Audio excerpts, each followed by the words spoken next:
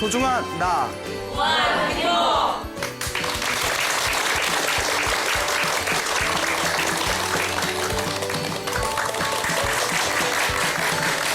예, 만나서 반갑습니다. 광우 스님이라고 합니다. 여러분들, 우리가 행복하게 살아가기 위해서는 부처님께서 반드시 복이 있어야 된다라고 말씀을 하셨습니다. 그래서 우리가 주변에 일이 굉장히 잘 풀리는 사람들을 보면 아이고 저 사람은 복이 많은가 보구나 이런 표현 사용하시죠. 네. 그리고 뭐 살아가면서 일이 잘 안 풀리면 아이고 전생에 좀 박복했나 보구나, 복을 안 지었나 보구나, 지지리도 복이 없구나 이런 표현 쓰지 않습니까? 네. 예, 왜 찔려요? 예, 갑자기 웃으셔서. 자, 이와 같이 복이 있어야 행복하게 살 수가 있다고 합니다. 자, 그래서 부처님께서 복을 짓기 위해서는 어떻게 해야 되는가? 첫 번째가 보시라고 했습니다. 무엇이라고요? 보시. 예. 그래서 이 보시를 우리가 쉽게 얘기하자면 누군가에게 아낌없이 베푸는 것을 뜻합니다. 누군가에게 아무런 대가 없이 아낌없이 베품으로써 그 강력한 선업과 공덕과 복의 힘이 생기고 그 보시의 공덕으로 인하여 다음 생이든 다다음 생이든 행복한 삶을 영위하게 될 것이다 라고 경전에 무수하게 이런 보시공덕에 대한 이야기가 나옵니다. 부처님, 2600여 년 전 이 세상에 출현하셨던 석가모니 부처님 밑에는 수많은 불제자들이 있었습니다. 그 중에 뭐 지혜제일도 있었고 신통제일도 있었고 뭐 머리가 똑똑한 총명제일, 다문제일도 있었고 등등 수많은 제일이라는 칭호를 이제 가지게 된 수많은 불제자 분들이 계셨는데 그 중에 부처님의 여자 신도 중에 보시제일이라고 불리우던 여자 신도가 있었습니다. 그 보시제일이라고 불리우던 여자 신도의 이름이 바로 위사카입니다. 뭐라고요? 위사카. 예, 위스키 아닙니다. 예, 위사카라고 불립니다. 오늘은 석가모니 부처님의 여자 신도들 중에서 보시제일이라고 불리웠던 위사카에 대한 이야기를 여러분들에게 조금 재미난 부분들을 뽑아서 이야기를 들려드릴까 합니다. 요 위사카는 2600여 년 전 부처님, 석가모니 부처님이 살아계시던 당시에 이 세상에 태어나게 되었는데 위사카는 굉장히 아름다웠답니다. 엄청나게 예뻤대요. 그런데 또 머리가 엄청나게 지혜롭고 총명했답니다. 예, 좀 짜증나죠? 예쁜데 머리도 좋아. 근데 더 대단한 것은 그 집안이 어마어마한 억만장자였다고 합니다. 그 집안도 엄청나게 부자고 얼굴도 엄청나게 예쁘고 그러면 좀 머리라도 좀 떨어져야 되는데 머리도 엄청나게 좋았대요. 그래서 이것을 가리켜서 위사카는 그만큼 전생에 무엇을 많이 지은 사람이다? 전생에 복을 많이 지었기 때문에 이번 생에 큰 부잣집에 태어나고 아름다운 외모를 갖고 또 머리가 지혜롭고 총명했다고 합니다. 자, 이 위사카가 7살 때 일입니다. 위사카가 이제 7살이었을 때 석가모니 부처님께서 어느 날 깊은 이 선정, 산매에 들어가셔서 내가 마땅히 제도해야 할 인연 있는 중생이 어디에 있는가 하고 신통의 눈으로 중생들을 찬찬히 살펴보시게 됩니다. 그때 멀리 떨어진 위사카 가문이 머나먼 과거 전생에 부처님과 인연이 깊었기 때문에 이번 생에 저 사람들을 찾아가서 제도할 만한 그런 좋은 인연이 있구나라는 것을 꿰뚫어 보시게 되죠. 그래서 부처님께서 수많은 제자들을 이끌고 위사카네 이제 집, 위사카 가문을 향해서 이제 걸어가시게 됩니다. 그때 위사카 가문에 그 위사카의 할아버지 되시는 분이 할아버니까 그 집안의 가장 큰 어른이겠죠. 멀리서 부처님께서 스님들과 함께 요 위사카의 가문에 오신다는 이야기를 듣고 마음속에 너무나 큰 기쁨을 느끼게 됩니다. 그래서 7살이 된 어린 위사카를 불러서 위사카야 얼마나 기쁜 일이니 우리가 살아생전에 부처님 얼굴 한번 뵙기도 힘든데 부처님께서 거룩한 스님들을 모시고 우리 집에 직접 와주신다고 하니 얼마나 기쁜 일이냐. 그러니 우리가 앞에 나가서 마중을 좀 하자. 이제 위삭가와 가족들을 이끌고 멀리까지 나가서 석가모니 부처님과 거룩한 제자분들을 이렇게 집 안으로 이제 마중을 나가게 됩니다. 집까지 이제 모시고, 그리고 이제 부처님과 거룩한 스님들께 진귀한 음식을 올리게 됩니다. 부처님이시여 스님들이시여 차린 건 없지만 만나게 드셔주십시오. 또 어마어마한 부자잖아요. 차린 건 없는데 했지만 막상 보니까 엄청난 진수성찬이 가득한 거예요. 그럼 제대로 차렸으면 어느 정도라는 건지 아마 예의상한 표현이겠죠. 부처님께서 스님들과 이렇게 공양을 다 마치시고 나서 부처님의 법도는 공양을 올린 신도에게 공양을 다 마치고 나서 그 신도를 위해서 법문을 해주는 게 부처님의 법도입니다. 그래서 부처님께서 공양을 다 드시고 나서 이제 위삭가의 가족들을 위해서 법문을 하십니다. 딱 그 법문을 듣자마자 그 자리에서 위삭가의 할아버지가 깨달음을 얻게 됩니다. 그래서 불교에는 4가지의 깨달음이 있는데 그 4가지의 깨달음 중에 첫 번째 깨달음이 수다원가라고 합니다. 수다원이라고 불리우는데요. 다 아시죠? 그래요. 넘어갑시다. 자, 수다원이라고 하는데 이 4단계 깨달음 중에 첫 번째인 수다원의 경지는 부처님에 대한 확고한 믿음이 바로 서는 경지입니다. 절대 부처님과 부처님의 가르침을 의심하지 않습니다. 그리고 진리에 대한 의심과 미혹이 완전히 사라진 상태입니다. 그리고 중요한 것이 계율을 저절로 완벽하게 지킬 수 있는 경지가 이 수다원가라고 합니다. 수다원가는 굉장히 높은 경지예요.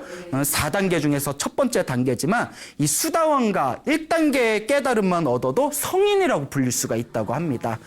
어쨌거나 위삭가의 할아버지가 부처님의 설법을 듣고 요 수다원가라는 확고한 부처님에 대한 믿음이 바로 서는 첫 번째 깨달음을 얻게 됩니다.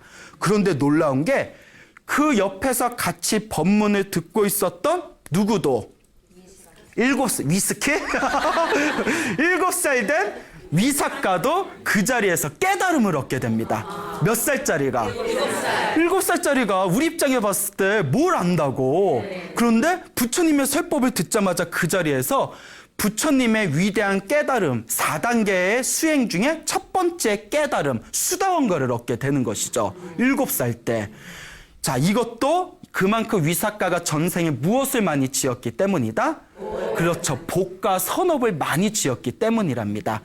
어쨌거나 부처님께서 보름 동안 그 집에 머무르면서 부처님과 스님들이 보름 동안 공양을 받아 드시고 또 가족들을 위해서 열심히 이제 또 법문을 설하시고 난 뒤에 이제 또 다른 중생들을 제도하기 위해서 부처님과 부처님의 제자분들이 보름 후에 그 집을 떠나 또 이제 만행의 길에 나서게 됩니다. 자, 그렇게 이제 부처님의 법문을 통해서 깨달음을 얻은 위삭가, 이제 그 위삭가와 위삭가 집안에 이제 그렇게 조금 시간이 지난 뒤에 그 위삭가의 가문이 있는 곳에 영토를 다스리는 왕이 빈비사라 왕이었다고 합니다. 무슨 왕이라고요? 빈비사라 왕. 근데 빈비사라 왕 옆에 친하게 지내던 왕이 있었는데 그 왕의 이름이 빠세나디 왕이었대요. 빠세나디 왕. 예, 이름이 좀 빡세죠? 예. 빠세나디 왕이라고 있었는데 이 빠세나디 왕이 어느 날 이런 생각을 일으킵니다. 우리 옆에 있는 옆나라 빈비사랑 왕의 국토에는 어마어마한 복과 공덕을 가지고 있는 엄청난 억만장자인 엄청난 부자들이 5명이나 있다. 어마어마한 복을 가진 부자들이 5명이나 있는데 내 영토에 우리나라에는 그런 부자가 한 명도 없다. 그러니까 이제 작은 부자들은 많지만 한 나라를 뭐 좌지우지할 정도로 엄청난 부자는 없다는 뜻이겠죠. 야, 내가 자존심이 너무 상하다. 그러니 빈비사라 왕한테 가서 그대는 어마어마한 억만장자가 5명이나 있으니까 그 부자 한 명만 나한테 다오라고 부탁을 해야 되겠다. 이제 이런 욕심이 일어나게 됩니다. 그래서 이 빠세나디 왕이 빈비사라 왕의 나라에 놀러 가게 됩니다. 빈비사라 왕이 빠세나디 왕이시여 어쩐 일로 이렇게 또 우리 궁전에 와주셨습니까? 그래서 서로 이렇게 뭐 술 한잔 하면서 이런저런 대화 나누다가 빈비사라 왕이시여 내 부탁이 있는데 우리 오랫동안 친분이 또 깊은 친구지간이 아닙니까? 그러니 제 부탁을 거절하지 말아 주십시오 하면서 그대 나라에 어마어마한 복을 가진 억만장자가 5명이나 있지 않습니까? 그러니 한 명만 우리나라에 주십시오라고 부탁을 합니다. 그 빈비사라 왕이 곤란한 표정을 지으면서 빠세나디 왕이시여, 제가 왕과 저는 오래된 친구인데 제가 왕에게 무엇을 아끼겠습니까? 다만 그 5가문은 너무나 위세가 대단해서 왕인 저조차도 함부로 할 수가 없습니다. 그래서 제가 감히 저 나라로 가라 마라 말할 수가 없습니다. 근데 그것은 좀 곤란합니다. 그 왕도 약간 눈치 볼 정도의 엄청난 그런 가문이었나 봐요. 그러니까 빠세나디 왕이 갑자기 만약에 그 5명의 부자 중에 한 명이라도 주지 않는다면 나는 이 나라를 떠나지 않겠소! 이렇게 억지를 부리는 거예요. 왕이 억지를 부려요. 그러니까 빈비사라 왕이 이제 곤란함을 느끼다가 신하들을 불러가지고 이제 회의를 하게 됩니다. 야, 우리 친하게 지내던 빠세나디 왕이 저렇게 진상 부리는데 어떡하냐. 야, 또 빠세나디 왕이 이름이 빠세잖아요. 엄청나게 다혈질이었대요. 야, 가뜩이나 성격도 다혈질인데 저러다가 또 전쟁이라도 일으키면 어떡하냐. 고민하다가 어느 신하가 저 위사카 가문은 사람들이 참 착하고 온순합니다. 그쪽에 한번 부탁을 해보죠. 그래서 위사카의 아버지를 불러요. 위사카의 아버지를 부른 뒤에 뭐 할아버지는 돌아가셨는지 이제 그 뒤로는 안 나오세요. 위사카의 아버지를 부른 뒤에 위사카 가문의 이제 장자시여, 여기 이제 빠세나디 왕이 뭐 이러쿵 저러쿵 해서 부자 한 명만 좀 달라고 하는데 내가 부탁할 게 당신뿐이 없구려. 내 부탁을 들어줄 수 있겠어 하고 자초지종을 이야기를 하니까 이 위사카 그 아버지가 폐하께서 바라는 일이라면 제가 마땅히 폐하의 뜻에 따르겠습니다 이러더래요. 대단하죠? 그러니까 집안이 참 좋은 집안이에요. 참 온순해요. 그 한 나라를 위해서 우리가 가겠다. 그래서 이제 위사카 가문을 데리고 빠세나디 왕이 다스리고 있는 나라의 수도가 사위성이었어요. 사위성, 경전에 보면 자주 나옵니다. 사위성이라는 곳인데 사위성으로 이제 위사카 가문을 데리고 사위성으로 향하는데 위사카 가문이 어마어마한 엉망장자였습니까? 이삿짐이 엄청나게 많은 거예요.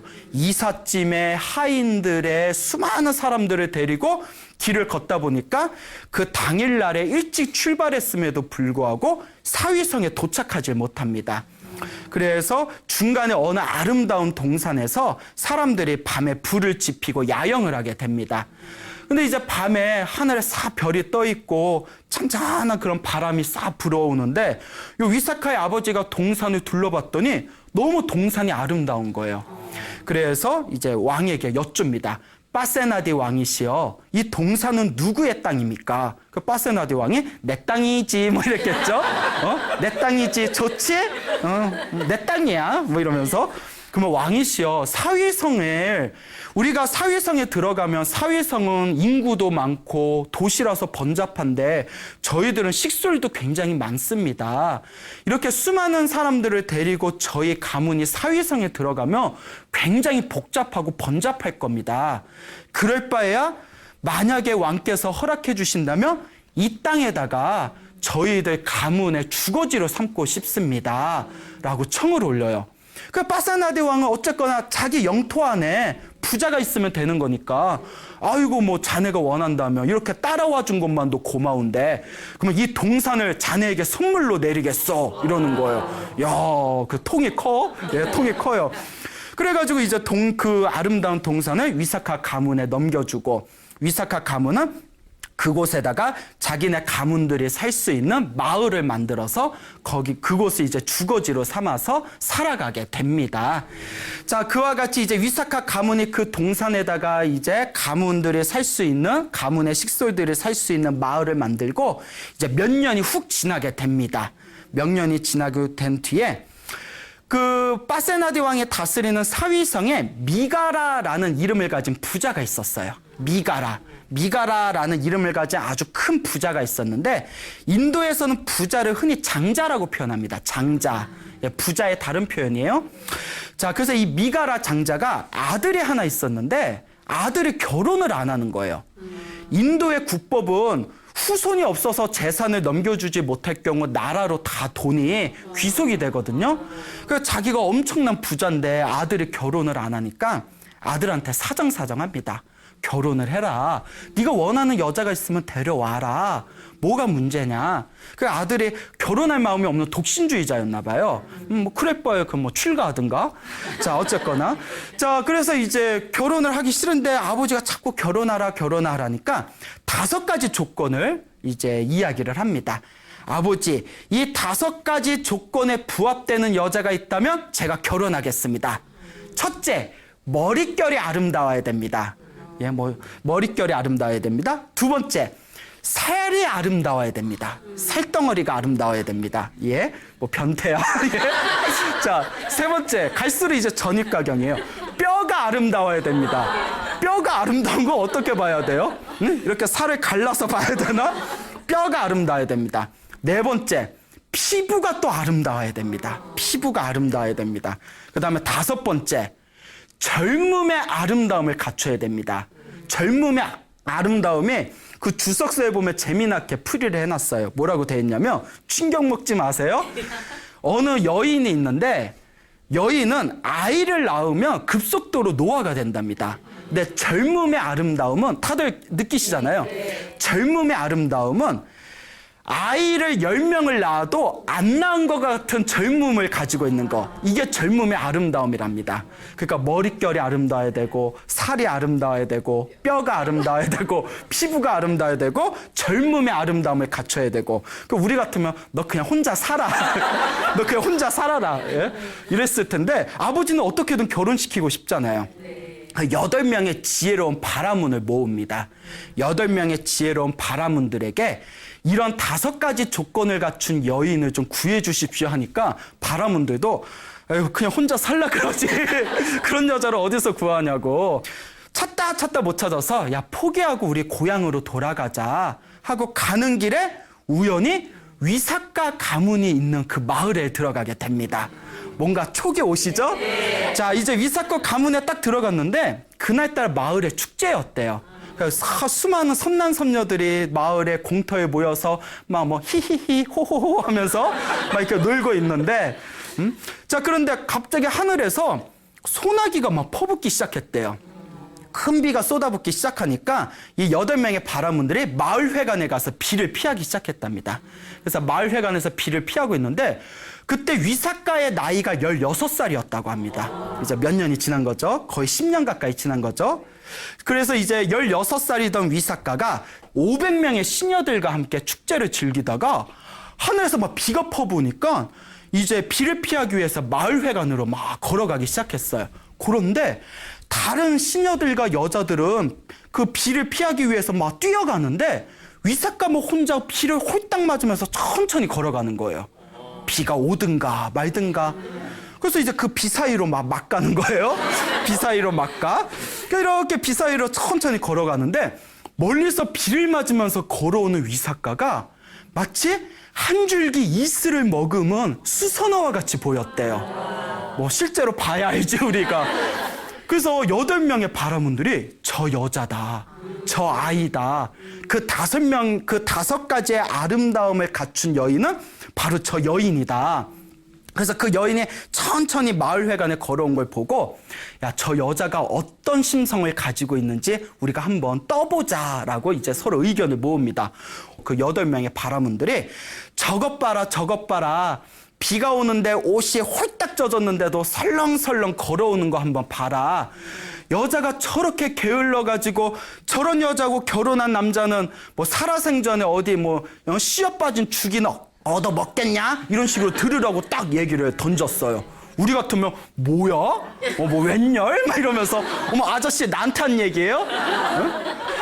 위삭가가 이제 침착하게, 그쵸? 요새도 뭐 올리잖아요. 그런 거 사진 찍고 막 올리잖아요. 침착하게 그 8명의 바라문들한테 저 들으라고 하신 말씀입니까? 하더니 제가 온몸에 비를 맞아서 옷이 젖었는데도 뛰지 않은 이유가 있습니다. 그 바라문들이 무슨 이유 하니까 이 세상에서는 뛰면 손해보는 4종류가 있습니다. 첫째는 왕입니다.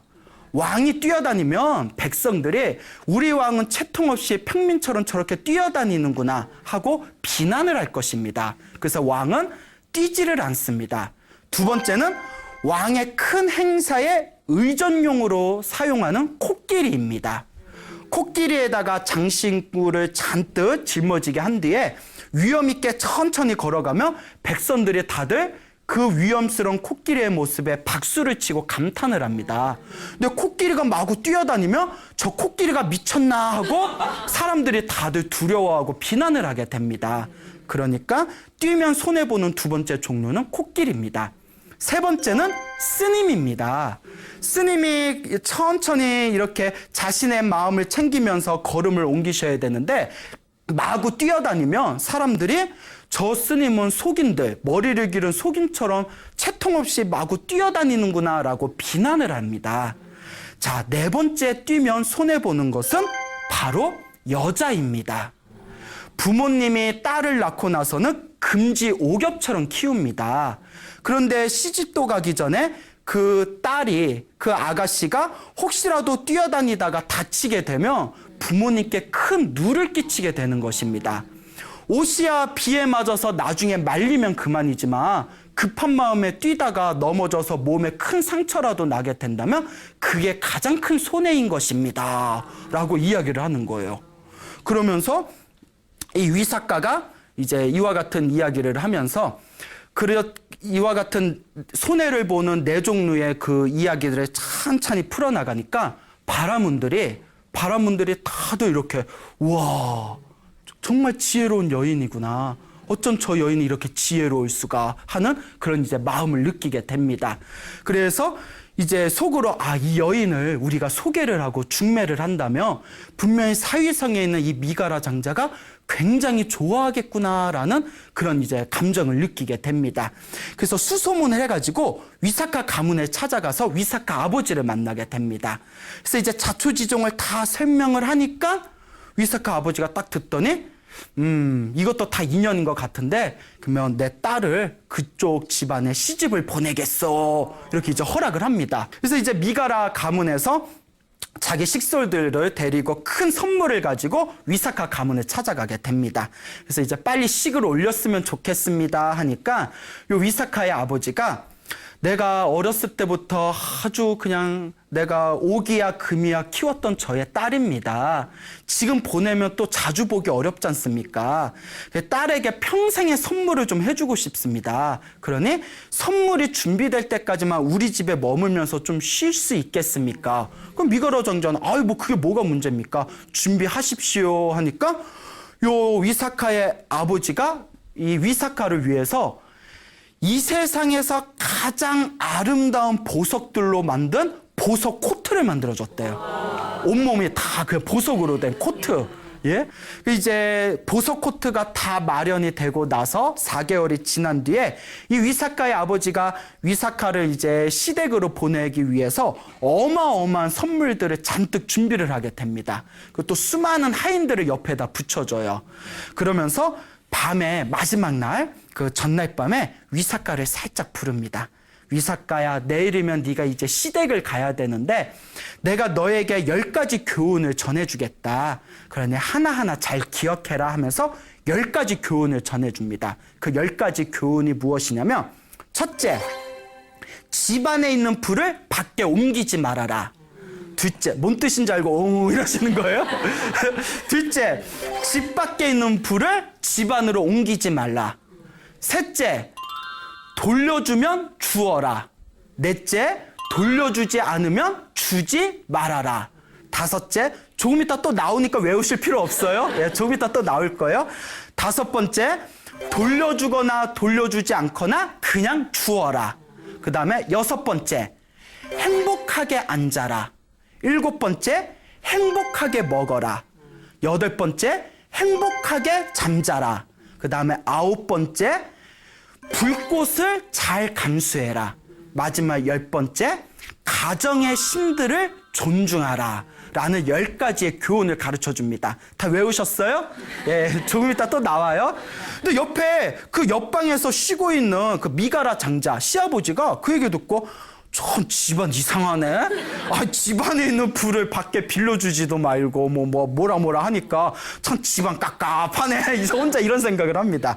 어쨌거나 그 다음 날이 돼서 위삭가는 아버지가 주신 보석, 화려한 세상에 둘도 볼 수 없는 보석 코트를 이제 몸에다 걸치고 아름다운 수레를 타고 수많은 하인들과 또 시댁 식구들한테 나눠줄 어마어마한 선물들을 가지고 자기의 시아버지가 될 분인 미가라 장자와 함께 사위성으로 들어가게 됩니다. 사위성으로 들어갔을 때, 야, 미가라 장자가 저 위사카 가문의 그 유명한 그 위사카라는 그 여인네를 며느리로 삼아서 지금 오고 있대. 이런 소문이 퍼지니까 사람들이 다들 그 도시에 나와가지고 위사카의 행렬을 다들 쳐다보면서 그 어마어마한 모습에 다들 감탄을 했다고 합니다. 자, 어쨌거나 이제 위사카가 사위성의 미가라 장자의 집에다, 이제 시댁이죠. 거기다 이제 짐을 다 풀고, 아직은 정식 결혼식을 안 올렸잖아요. 이제 정식 결혼식을 올리기 위해서 인도는 결혼식을 굉장히 크게 한답니다.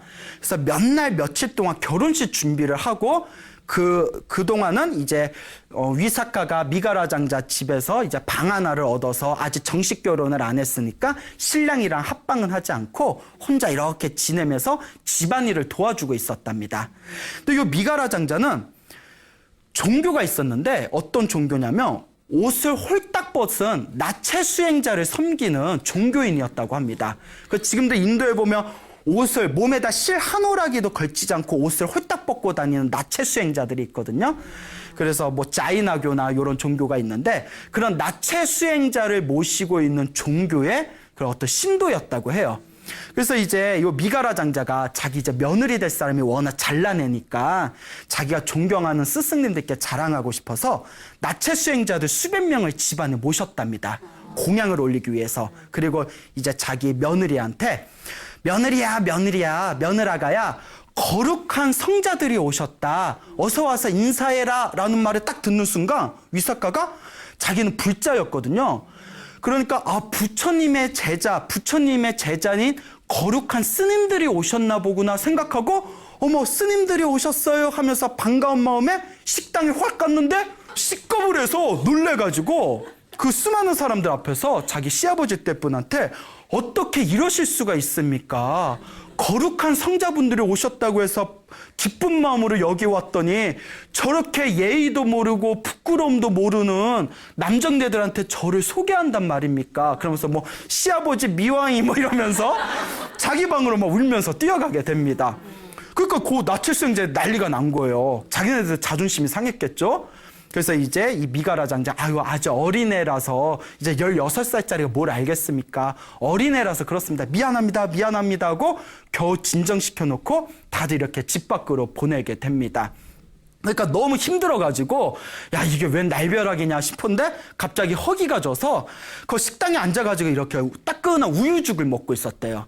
그래, 이것도 먹고 살자고 하는 짓인데 하면서 우유죽을 먹고 있을 때 요 위사카가 너무 미안한 거예요. 그래도 시아버지인데. 그래서 살며시 가서 우유죽을 먹고 있는 그 시아버지 옆에서 이렇게 부채질을 해드렸대요. 그래도 이제 효부예요, 효부. 그러니까 말은 안 하지만 시아버지 미안해요 이러면서 이렇게 부채질을 다 하고 있을 때 그때 어느 스님께서, 부처님의 제자인 스님께서 딱 탑발을 나오셨답니다. 그 미가라 장자, 죽을 먹고 있는 미가라 장자 앞에서 딱 바루를 들고 있었대요. 근데 위사카는 불자잖아요.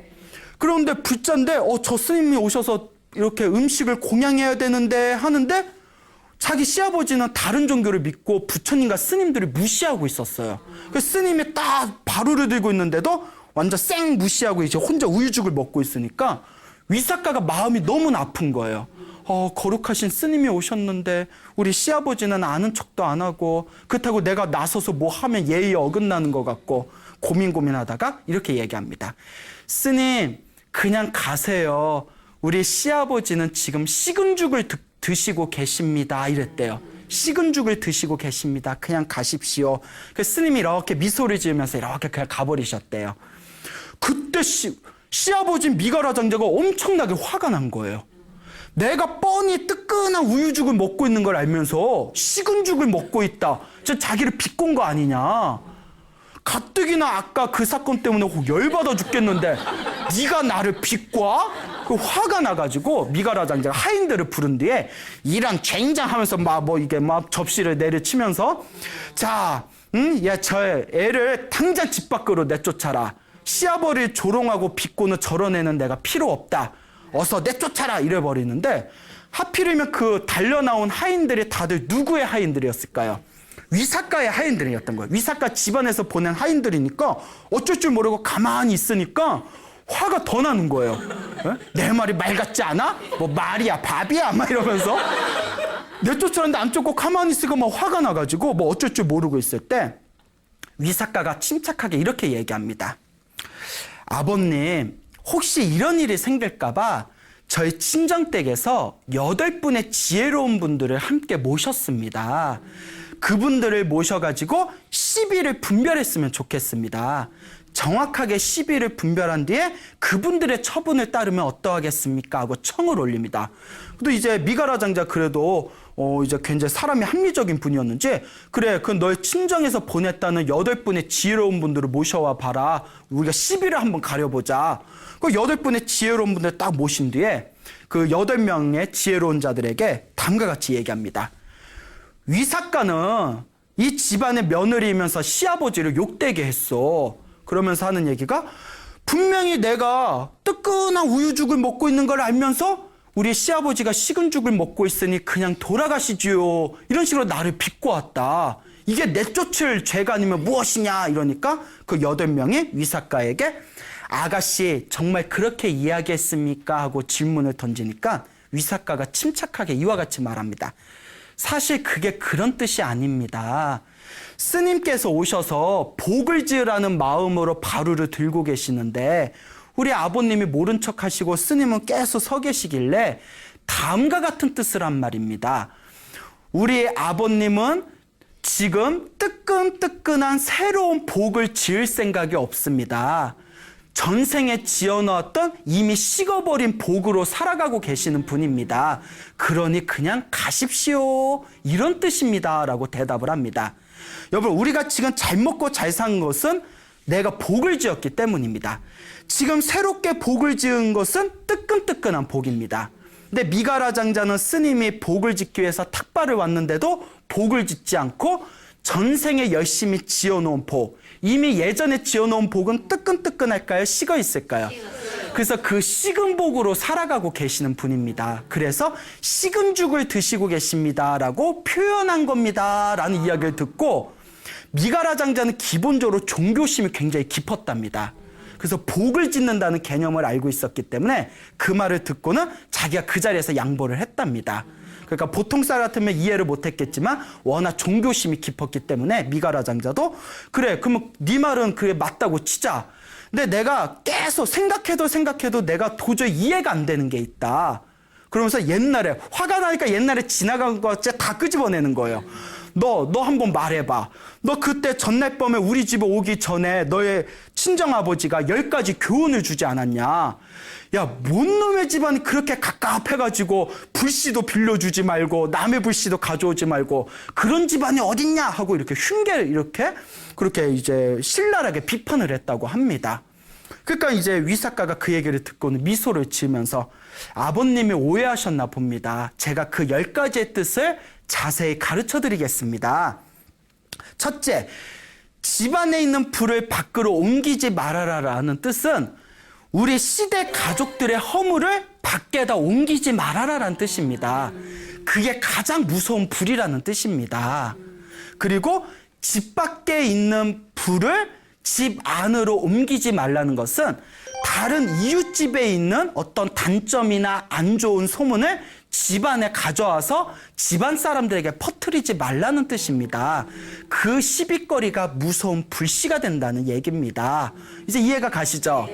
그 다음에 세 번째, 네 번째가 돌려주면 주고 돌려주지 않으면 주지 말아라. 이게 세 번째, 네 번째였죠? 요 뜻은 누군가에게 물건을 빌려줬는데 돌려주지 않으면 다시는 주지 말아라라는 뜻이고 다시 돌려주면 그 사람한테는 다시 빌려줘도 된다는 뜻입니다. 그게 집안의 물건을 아끼는 비결이라는 뜻입니다. 그러니까 그 다섯 번째, 돌려주든 돌려주지 않든 그냥 무조건 주어라. 그거는 또 무슨 말이냐? 말이 안 되지 않냐? 이러니까 그건 그 뜻이 아니라 친한 친구나 가난하고 힘든 사람이나 주변의 이웃들에게는 그 사람이 보답을 하든 보답을 하지 않든 그냥 베풀어라 라는 뜻입니다. 그러니까 받든 보답을 받든 받지 않든 그냥 베풀어라 라는 뜻이 되겠습니다 하니까 그 말도 맞는 거예요. 그리고 행복하게 앉아라 라는 뜻은 집안의 어른들을 대할 때 언제 일어나야 되고 언제 앉아야 되는지를 명확하게 이해해라 라는 뜻이고, 행복하게 먹어라 라는 뜻은 내가 먼저 먹기 전에 집안의 어르신들께서 먼저 드셨는지 살펴본 뒤에 음식을 먹어라 라는 뜻입니다. 그리고 행복하게 잠자라 라는 뜻은 집안의 어른들께서 편안하게 잠자리에 드셨는지를 확인하고 잠에 들어라 라는 뜻입니다. 그리고 불꽃을 잘 간수하라는 뜻은 집안에 있는 가족들을 잘 모셔라. 왜냐? 집안에 있는 가족들을 불꽃과 같이 섬세하게 잘 모시라라는 뜻입니다. 그리고 마지막에 가정의 신들을 존중하라라는 뜻은 가정의 신들은 바로 누굽니까? 가족이지 않습니까? 가족을 신과 같이 모셔라라는 뜻입니다. 이 얘기를 들으니까 너무나 맞는 말이에요. 그 순간 미가라 장자의 머릿속에 싹 스쳐가는 내용이, 그동안 자기하고 며칠 동안 살아오면서 며느라기의 모습을 봤더니 그 10가지의 언행이 딱 일치가 된 걸 느끼게 됩니다. 아이고, 이렇게 지혜로운데 내가 그걸 오해했구나. 그때 위사카가 한 성깔이 있어요. 일이 이렇게 되고 오해가 풀렸으니 저는 그럼 이만 제 친정집으로 돌아가겠습니다 해버리는 거예요. 미가라가, 그러니까 성깔이 있어요? 미가라가 그냥 버선발로 뛰쳐나가서 내가 미안하다, 내가 잘못했다, 내가 진실을 몰랐다, 그러니 가지 말아라, 가지 말아라. 자, 이때 위사카가 머리가 엄청 좋다고 했죠. 이때 딜을 겁니다. 딜. 그 속된 말로 쇼부 본다 하죠. 네? 딜을 겁니다. 협상을 합니다. 아버님, 대신 제가 친정으로 안 돌아가는 대신 조건이 있습니다. 저는 어렸을 때부터 불제자였습니다. 부처님과 스님들을 볼 수 없는 삶은 저에게 의미가 없습니다. 제가 부처님과 스님들을 제 마음대로 공양 올리고 법문을 들을 수 있도록 저에게 그 자유를 주십시오라고 청을 하니까 너무나 이제 며느라기가 너무나 소중하잖아요. 그래, 네가 원하면 네 마음대로 다 해라.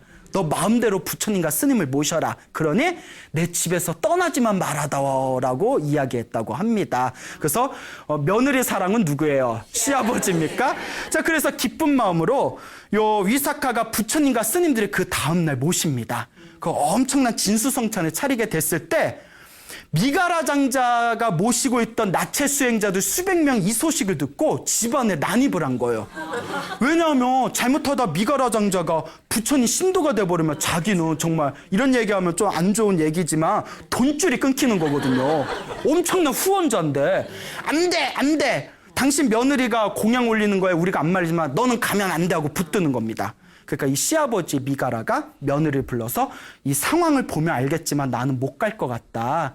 네가 공양을 따로 올려다오. 나는 여기 이분들을 좀 진정시키고 있겠다. 그래서 며느리가 그러면 제가 알아서 공양 올리겠습니다 하고 부처님과 스님들을 모셔놓고 공양을 정성껏 올린 뒤에 공양이 다 마치고 나서 부처님께서 부처님의 법도대로 이제 집안 사람들에게 법문을 하게 됩니다. 그때 이제 며느리인 위사카가 아버님 부처님이 법문하시는데 법문이라도 들으시죠 하니까 그 나체 수행자들 붙들고 있으니까 안 되잖아요. 그러면 옆에 커튼 하나를 쳐놓고 커튼 밖에서 내가 들을 테니까 그냥 법문, 너희들끼리 법문 들어라. 난 커튼 밖에서 그냥 듣고 있을게. 왜냐면 나체 수행자에 못 가고 붙드니까. 그 커튼 밖에서 그냥 이렇게 듣고 있을게. 얼굴 못 봐도 음성으로 들으면 되지. 뭐 음성 지원 막 이래가지고. 그런데 부처님에게는 신비한 능력이 있답니다. 여러분 혹시 이런 경험 있습니까? 달 밑에 걷고 있으면 달을 이렇게 보면 계속 달이 나를 따라오는 것 같은 착각을 일으킬 때 있죠. 그래서 애기들 데리고 가면 애기들은 엄마 달이 자꾸 날 따라와. 나 왜 따라오는 거야 하면 네가 예뻐서 달님이 따라가는 거야. 기억나시죠? 예, 그때가 좋았죠. 자, 그래서 수많은 사람들이 달을 보면 자기를 따라오는 것 같이 느끼듯이 부처님의 설법을 들으면 그곳에 있는 수많은 사람들은 부처님이 자기한테 설법하는 것처럼 느낀답니다. 부처님은 그런 신비한 능력이 있으셨대요. 부처님이 커튼을 사이에 두고 부처님이 사람들한테 법문을 했을 때 미가라 장자는 커튼 밖에서 귀로만 듣고 있지만 마치 부처님이 자기 앞에서 오직 자기만을 바라보면서 법문하는 것 같은 강력한 믿음을 일으키게 됩니다.